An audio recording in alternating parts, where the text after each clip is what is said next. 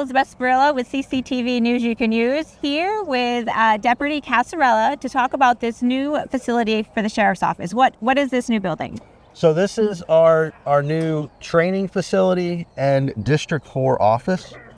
The training facility was originally on this site. The building had become completely outdated, so it got torn down, and what you see before your ears is a state-of-the-art facility that'll serve the entire region. Now, when you talk about training, what are some of the trainings that will be done here? Really anything that you can think of that's public safety related. So it could be legal updates, it could be use of force training. So whether it's physical or in the classroom, we're able to handle it here at this facility. And it's also a canine training center? Okay. So it also houses our canine. There are kennels here for the dogs, outdoor kennels and indoor kennels for the dogs as well. Their new canine office is located here, co-located with the District 4 Road Patrol office.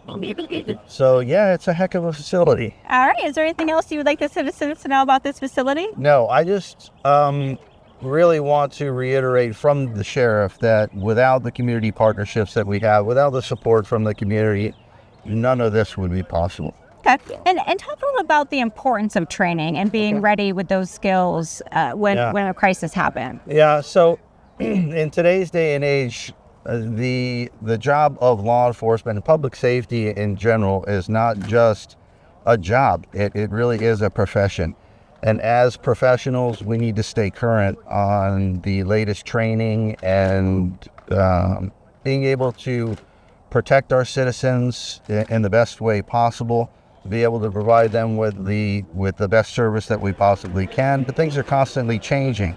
So as those things change, we need to adapt, and we need to learn how to adapt and teach all of the folks who are employed by this office what the latest case law is, the latest trends in law enforcement, and things of that nature. All right, very good. Well, thank you for joining us. My pleasure.